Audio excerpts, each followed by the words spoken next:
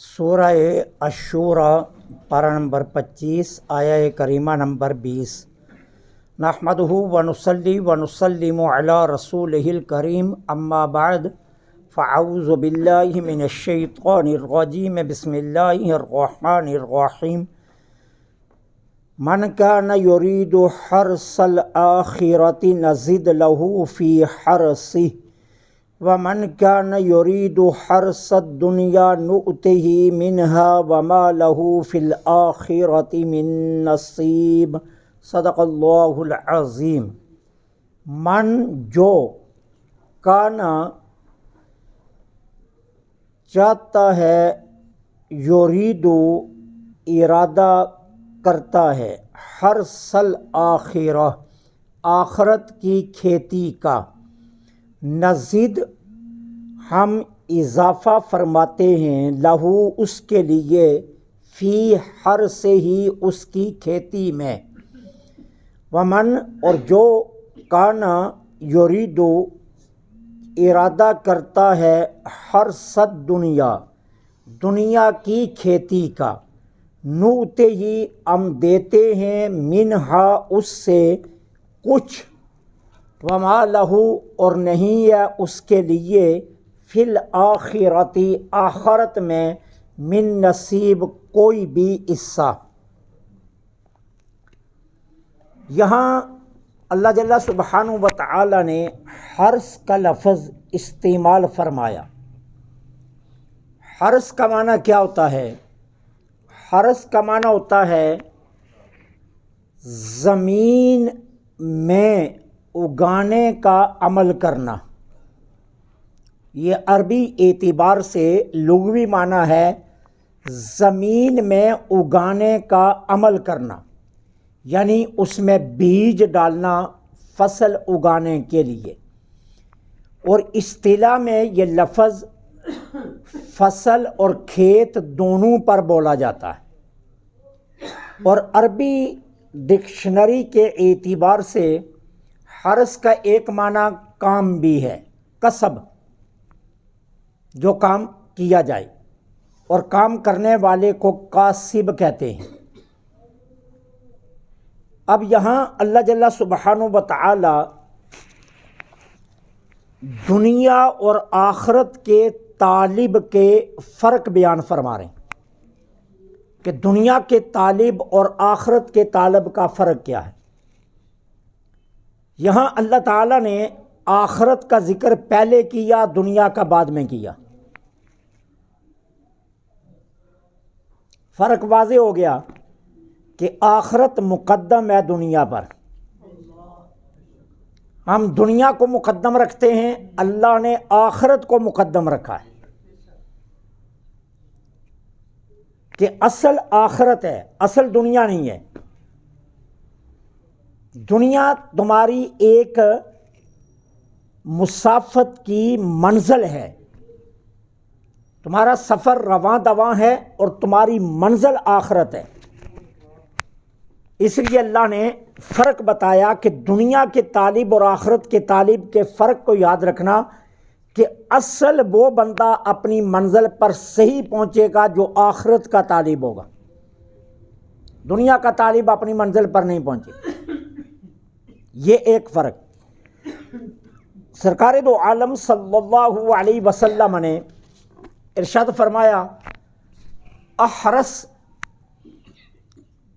لدنیا کا کأنک تعیش ابدا وعمل لآخرتی کا کأنک تموت غدا۔ دنیا میں اس طرح کھیتی کرو گویا کہ تم نے ہمیشہ دنیا میں رہنا ہے، اور آخرت کا عمل ایسے کرو جیسے تم نے کل مر جانا ہے۔ اب اس حدیث کے دو رخ ہیں۔ ایک رخ کیا ہے کہ دنیا کو آباد کرنے پر حضور نے برانگیختہ کیا ہے، ابھارا ہے کہ دنیا کو آباد کرو۔ کیوں؟ دنیا کو اس لیے آباد کرو تاکہ اس میں لوگ آباد رہیں، اور تمہاری آباد کاری سے لوگوں کو اسی طرح استفادہ ہو جس طرح تم نے پہلوں کی آباد کاری سے استفادہ حاصل کیا ہے. اس کا ثواب ہے، اس کا اجر ہے بہت بڑا کہ تم دنیا کو آباد کرو تاکہ تمہاری آباد کاری سے لوگ استفادہ حاصل کریں. ایک حدیث کا یہ معنی ہے. اب دیکھیے، آج ہم آرام سے بیٹھے ہیں، دیہاتوں میں بسنے والے کسانوں کا ہم پر احسان ہے. وہ کتنی محنت سے زمین کو قابل کاشت بناتے ہیں، پھر اس میں فصل اگاتے ہیں، پھر وہ فصل تیار ہو کر پک کر ہمارے پاس آتی ہے تو ہم اسے استعمال میں لاتے ہیں. تو وہ ہمارے محسن ہوئے یا نہ ہوئے؟ اللہ فرما رہا ہے تم بھی دنیا والوں کے لیے محسن بن جاؤ. سرکار نے فرمایا دنیا کو آباد کرو کہ تاکہ تم دنیا کے لیے محسن بن جاؤ. وہ میں نے غالباً مجھے یاد آ رہا ہے کہ ایک واقعہ میں نے آپ کو سنایا تھا جس کو مولانا روم نے مثنوی شریف میں لکھا ہے کہ ایک شیر شکار کر کے ایک بزرگ اللہ کا نیک بندہ وہ جنگل میں سفر کر رہا تھا اور توکل کے معاملہ میں متذبذب تھا. اچھا، اس نے دیکھا کہ ایک درخت کے نیچے ایک چاروں ٹانگوں سے معذور لومڑیا بیٹھی ہے. حیران ہوا کہ اس کو کھانا کون دیتا ہوگا، یہ تو چاروں ٹانگوں سے معذور ہے. تھوڑی دیر کے بعد ایک شیر آیا، اس کے منہ میں گوشت تھا. اس نے آ کر لومڑی کے سامنے وہ گوشت ڈال دیا اور چلا گیا. اب وہ درویش بھی وہیں بیٹھ گیا. کہنے لگا یہاں جو خالق اس لومڑی کو پال رہا ہے وہ مجھے نہیں پالے گا؟ میں تو انسان ہوں، اور اس لومڑیا کو رب پال رہا ہے تو مجھے نہیں پالے گا؟ کیسا اس نے اہتمام کر رکھا ہے کہ جنگل کا بادشاہ اس کے سامنے آ کر گوشت ڈال کر جاتا ہے. اب وہ اپنے توکل کے یقین کو میں بدلنے کے لیے وہاں بیٹھ گیا. تو عاطف سے آواز آئی اگر ہم لومڑیا کو پال سکتے ہیں نا تو تجھے بھی پال سکتے ہیں، بات کوئی بڑی نہیں ہے، لیکن ہم تجھے شیر دیکھنا چاہتے ہیں، لومڑی نہیں دیکھنا چاہتے. خود بھی کھاؤ اوروں کو بھی کھلاؤ، یہ زیادہ افضل کام ہے. خود بھی کھاؤ اوروں کو بھی کھلاؤ. مانگ کر کھانا یہ کوئی کمال نہیں ہے. کمال یہ ہے کہ محنت کرو اور اس محنت سے اپنا پیٹ بھی بھرو اور لوگوں کو بھی اس کا فائدہ پہنچاؤ. تو اس حدیث میں کہا گیا کہ دنیا کو یوں عمل کرو کہ گویا تم نے ہمیشہ اس میں رہنا ہے. کارخانہ اس لیے نہ لگاؤ کہ میں امیر ہو جاؤں گا، کارخانہ اس لیے لگاؤ میں کسی کا محتاج نہ ہوں اور یہاں لوگ آ کر کام کریں اور لوگوں کے گھروں میں روزی رزق چلے اور میں اس کا سبب بن جاؤں تاکہ ان کے گھر میں محتاجی نہ آئے اور اس کا اجر اللہ مجھے دے. بینک بیلنس بنانے کے لیے کاروبار نہ کرو، بینکوں میں دولت جمع کرنے کے لیے کاروبار نہ کرو، دوسروں کو شراکت دار بنا کر اللہ کی مخلوق کی خدمت کرو. احرص دنیا کا کأنک تعیش ابدا، دنیا میں یوں کام کرو کہ گویا تم نے اس میں ہمیشہ رہنا ہے. وعمل لآخرتک کأنک تموت غدا، اور آخرت کے لیے یوں کام کرو جیسے تم نے کل مر جانا ہے. کیا مطلب؟ آخرت کا ہر عمل تمہارا اتنا مخلصانہ ہونا چاہیے، اس میں اتنا اخلاص ہونا چاہیے گویا کہ یہ نماز میری آخری نماز ہے. اب میری ساری آخرت کی کامیابی کا راز صرف اس ایک نماز میں ہے. پچھلی پتہ نہیں قبول ہوئی ہیں یا نہیں ہوئی ہیں، یہ میں آخری اتنے اخلاص سے پڑھ جاؤں کہ اللہ اس ایک نماز کے صدقے مجھے معاف کر دے. تو آخرت کے لیے ہر عمل یوں کرو گویا کہ کل مر جانا ہے، اور دنیا میں یوں رہو گویا تم نے دنیا کو آباد کرنا ہے. یہ اس حدیث کا ایک معنی یہ ہے.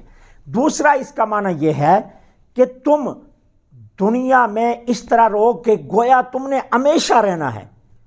اب اس کا فائدہ کیا ہوگا؟ لالچ نہیں کرو گے، کیا یہ چیز آج نہیں ملی تو میں نے ضرور آج ہی حاصل کرنی ہے، میں کون سا اس دنیا سے چلاؤں، کل مل جائے گی، کل نہیں ملی پرسوں مل جائے گی، تمہارے اندر لالچ نہیں آئے گا، ٹھیک ہے نا۔ اب اگر تم کہو میں نے 70 سال، ایک مثال ہے، 70 سال جینا ہے، اب تم تک وہ 2 زیادہ کرو گے، میں 60 سال ہو گیا، 10 سال رہ گئے، میں نے 3 بچے بیانے ہیں، میں نے کوٹھی بنانی ہے، اب 10 سالوں میں تم محنت میں اتنا سر جوڑو گے کہ تم اللہ کو بھول جاؤ گے، اور نتیجہ کیا نکلے گا؟ حلال و حرام کی تمیز ختم کر کے تم اپنے مقاصد پورے کرنے میں لگ جاؤ گے۔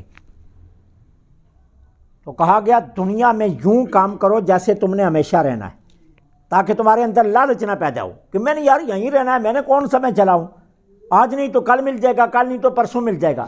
اور آخرت کے لیے یوں عمل کرو جیسے تم نے کل مر جانا ہے، گویا تم یوں اپنے آپ کو رکھو کہ جیسے میں نے ابھی اللہ کی بارگاہ میں جواب دہی سے گزرنا ہے، ابھی گزرنا ہے، ابھی گزرنا ہے۔ میں نے آپ کو پہلے بھی بتایا تھا، حضرت بایزید بستامی رحمۃ اللہ علیہ جس حجرے میں رہتے تھے اسی حجرے میں قبر بنا کر رکھی تھی۔ رات کو جب آپ کا آستانہ خالی ہو جاتا، تمام فقراء اپنی اپنی حجروں میں چلے جاتے، تو حضرت بایزید بستامی اپنے حجرے میں جاتے اور اس قبر کے اوپر تختہ رکھا ہوا تھا، اب تختہ اٹھاتے اندر چلے جاتے اور اوپر تختہ ڈال کر اپنے آپ کو یہاں سے پکڑتے اور کہتے بایزید بتا اب یہاں تجھے کون بچائے گا، اپنے آپ کو جھنجھوڑتے، بایزید بتا اب یہاں تو تنہا ہے، تجھے کون بچائے گا۔ تو دنیا میں یوں رو۔ اب یہاں اللہ تعالیٰ نے یہی فرق سمجھایا، اس لیے دنیا کا ذکر پہلے نہیں کیا، آخرت کا ذکر پہلے کیا کہ جو آخرت کی کھیتی کا طلبگار ہے، جو آخرت کی کھیتی کا ارادہ کرتا ہے۔ اب اور فرق دیکھیے، آخرت کی کھیتی میں اللہ تعالیٰ نے کیا فرمایا؟ جو آخرت کی کھیتی کا ارادہ کرتا ہے ہم اس میں اضافہ کر دیں گے، اور جو دنیا کی کھیتی مانگتا ہے ہم اس میں سے کچھ دیں گے۔ بات تو یہیں ختم ہو گئی۔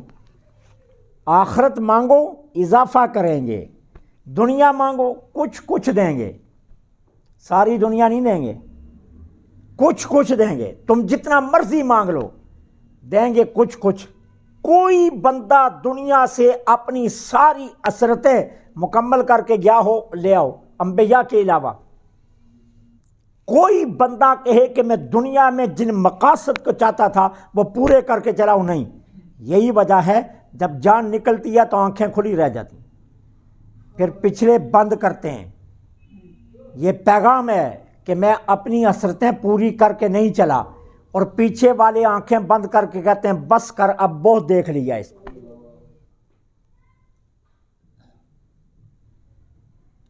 تو اللہ نے یہاں دنیا اور آخرت کی طلب کا فرق بتایا کہ دنیا کے طالب کا حال کیا اور آخرت کے طالب کا حال کیا ہے۔ پھر دنیا کا حصہ نقد ہے اور آخرت کا ادار ہے۔ دنیا میں تو نقد چلتا ہے نا سب کچھ، ٹھیک ہے نا۔ آج کل تو دکانداروں نے بھی لکھا لگایا ہوا ہے کئی رنگوں میں، ہر خاص و عام کے لیے ادار بند ہے۔ اچھا نقد آج ادار کل آنی ہی نہیں، تو دنیا نقد چل رہی ہے، لیکن آخرت کا کیا ہے؟ ادار۔ آخرت کے ہر چیز کا وعدہ ہے، نماز پڑھو جنت دیں گے، نماز پڑھو ثواب دیں گے۔ اب یہ ثواب کب ملنا ہے کوئی پتہ نہیں، لیکن ایک چیز بتا دی گئی ہے کہ آخرت کے لیے جو تمہیں ملے گا نا اس میں دوام ہے، اس میں کیا ہے؟ دوام ہے، ہمیشگی ہے۔ اور آخرت میں جو نقد ہے یہیں ختم ہو جانا ہے۔ اب دیکھیے نا، آپ اسٹیٹ لائف انشورنس میں، یہ جائز نہیں ہے، میں مثال دینے لگا ہوں، یہ جائز نہیں ہے۔ اسٹیٹ لائف انشورنس میں آپ پالیسی کرواتے ہیں، وہاں آپ کا معاہدہ طے ہو جاتا ہے 20 سال کا۔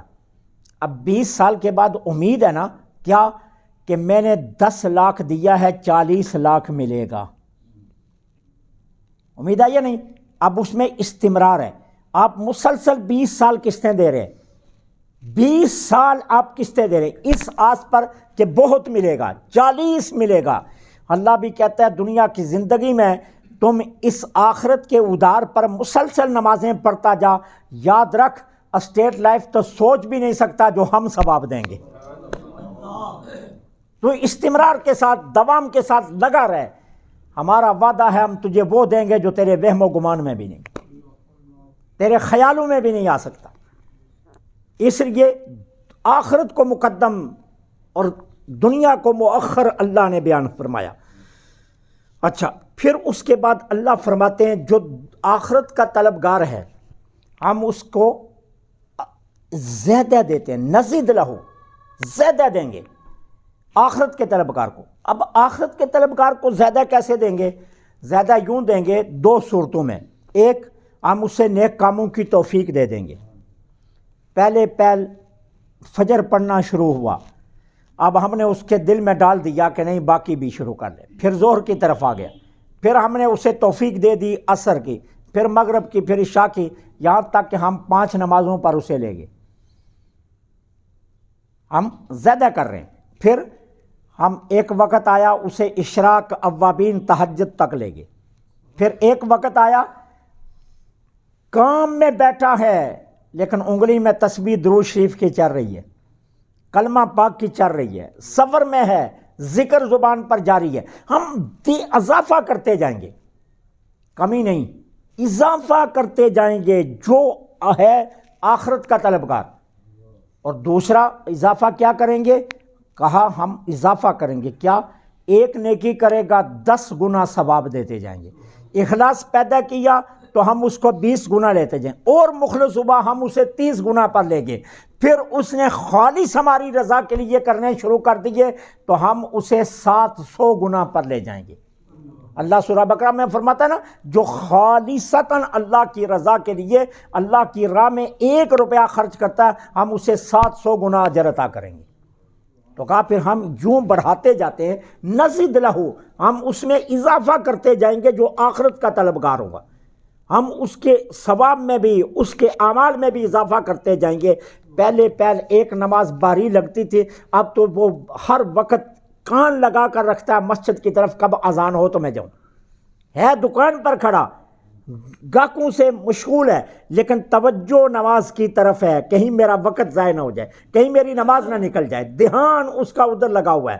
اور سرکار دو عالم فرماتے ہیں جس نے ایک نماز کے بعد دوسری نماز کا انتظار کیا، یہ نہیں مسجد میں بیٹھ کر انتظار کیا، اپنے کارخانے میں، دکان میں، کام کاج میں اس آس میں لگا رہا اذان ہوگی تو میں نے نماز پڑھنی ہے۔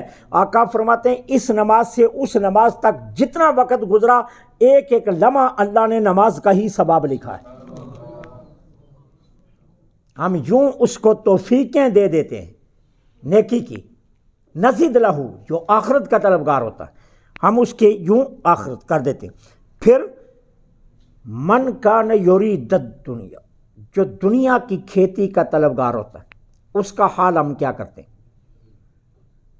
اب سنیے میرے آقا کریم نے کیا فرمایا۔ جانے جانا مصطفیٰ جانے رحمت پہ لاکھوں سلام صلی اللہ علیہ وسلم ارشاد فرماتے ہیں جو دنیا کی فکر میں لگا ہم اس کے معاملہ کو پراگندہ کر دیں گے، یہ اللہ فرما رہا ہے۔ جو دنیا کی فکر میں لگے گا ہم اس کے معاملے کو پراگندہ کر دیں گے۔ کیا مطلب؟ دنیا اتنی الجھا دیں گے اسے سمجھ ہی نہیں آئے گا میں نے کرنا کیا ہے۔ جو دنیا کی فکر میں لگا رہتا ہے الجھا دیں گے دنیا میں ہی، سمجھ نہیں آئے گی، وہ ایسا الجھے گا کہ نکلنے کے راستے ہی بھول جائے گا۔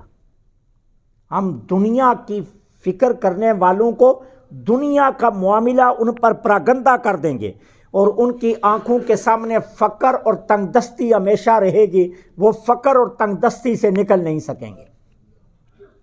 لیکن اس کے مقابلے میں جو آخرت کا قصد کرتا ہے اللہ فرماتا ہے ہم اس کے معاملے کو مجتمع کر دیں گے۔ کیا مطلب؟ بکھرے کام اکٹھے کر دیں گے، اس کے لیے بکھرے کام خود بخود اس کے لیے اکٹھے کر دیں گے جو آخرت کی فکر میں لگا رہے گا، اور اس کے دل میں غنا پیدا کر دیں گے، اسے پھر دنیا کی پرواہ ہی نہیں ہوگی۔ اور میرے آقا فرماتے دنیا اس کے سامنے خاک آلود ہو کر آئے گی۔ جو آخرت کی فکر کرے گا ہم اس کے لیے یوں کر دیں گے۔ سیدنا حضرت ابو ہریرہ رضی اللہ تعالیٰ عنہ کی مرویات میں سے یہ روایت ہے، جانے جانا مصطفیٰ جان رحمت پہ لاکھوں سلام صلی اللہ علیہ وسلم نے ارشاد فرمایا، میرے آقا فرماتے ہیں، اللہ فرماتا ہے اے بندے اپنے آپ کو میری عبادت کے لیے فارغ کر دیں، اپنے آپ کو فارغ کر میری عبادت کے لیے۔ اب فارغ کا مطلب یہ نہیں ہے بیٹھ جا میرے گھر میں آ کر، کیا مطلب کہ ہر وقت آس میں لگا رہے نماز کا وقت کب ہوگا، نماز کا وقت کب ہوگا، نماز کا وقت کب ہوگا۔ جانتے ہو نا جس آقا کا کلمہ پڑھتے ہیں ان کی محبت کا عالم کیا تھا۔ حضور علیہ الصلوۃ والسلام جب نماز کا ٹائم قریب آتا نا تو حضرت بلال کو کیا فرماتے تھے، اے بلال اذان دے کر ہمیں ٹھنڈک پہنچاؤ۔ جو نماز کا وقت قریب آتا سرکار دو عالم صلی اللہ علیہ وسلم کا سینہ ٹھنڈا ہوتا کہ اب اللہ کی بارگاہ میں حاضری کا وقت آ گیا۔ فرماتے ارخنا یا بلال، اے بلال اذان کے ذریعے ہمیں ٹھنڈک پہنچاؤ۔ سرکار خوش ہوتے نماز، ٹھیک ہے۔ تو یہ ہے کہ کیا کرو اے بندے تو اپنے دل کو اور اپنے آپ کو میری عبادت کے لیے فارغ کر، میں کیا کروں گا، میں تیرے دل کو گناہ سے بھر دوں گا۔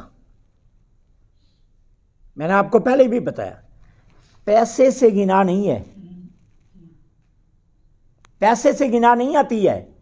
آپ کے پاس 1 کروڑ روپیہ آ گیا اور آپ اتنے بڑے کنجوس ہیں کہ اپنی ذات پر بھی خرچ نہیں کر رہے تو یہ گناہ ہے، اس کو گناہ تو نہیں نہ کہتے۔ آپ اتنے بڑے بخیل ہیں اپنی ذات پر بھی نہیں لگا رہے۔ ایسے سینکڑوں لوگ ہمارے معاشرے میں موجود ہیں جن کے پاس کروڑوں روپیہ ہے، کروڑوں روپیہ، لیکن پاؤں میں پھٹی جوتی پہنی ہوتی ہے،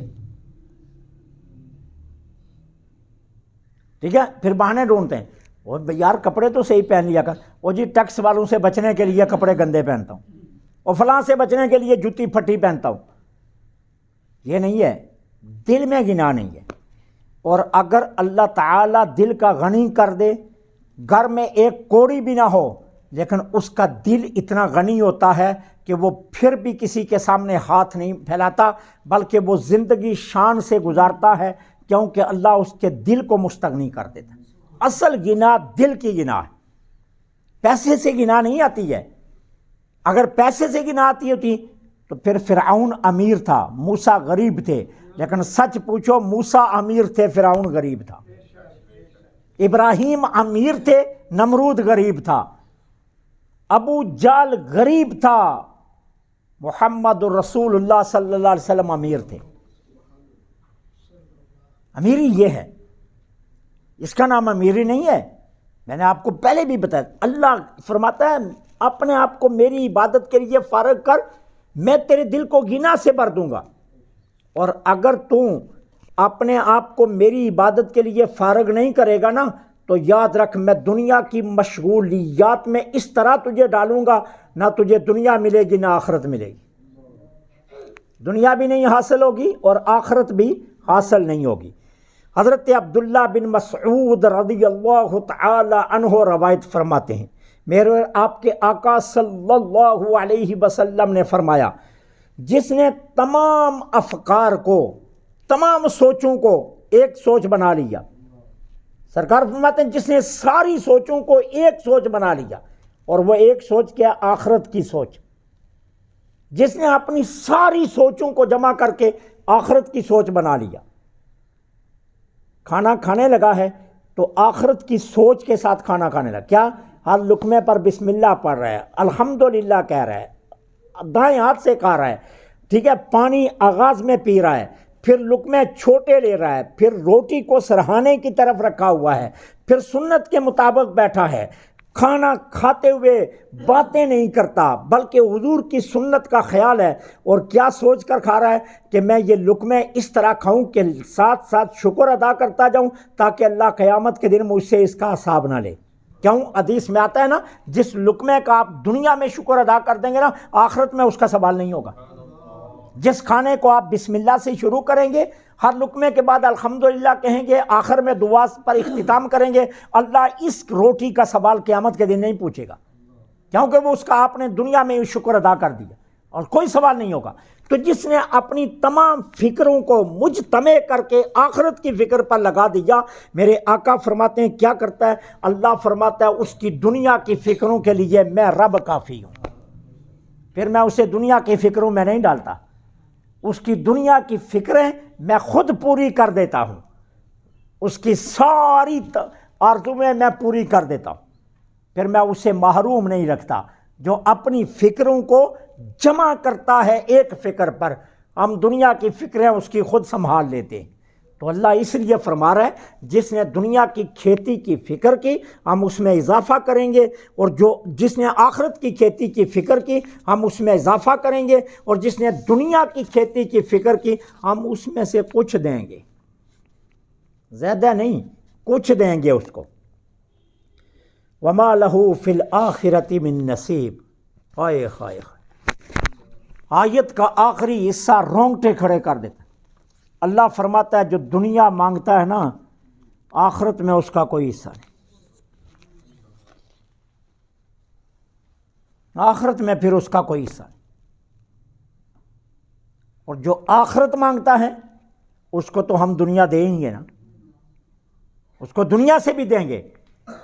آخرت مانگنے والے کو دنیا دیں گے، لیکن دنیا مانگنے والے کو آخرت میں کچھ نہیں ملے گا۔ اب فیصلہ چھوڑ دیا کہ تمہاری مرضی، دنیا کا سوال مانگو یا آخرت کا سوال مانگو۔ آخرت کی فکر کرو گے دنیا سے مستغنی کر دیں گے، دنیا کی فکر کرو گے مشغولیات میں ڈال کر اتنا الجھا دیں گے کہ نہ آخرت ہاتھ آئے گی نہ دنیا ہاتھ آئے گی۔ اللہ سے دعا ہے اللہ حق کہنے کی توفیق عطا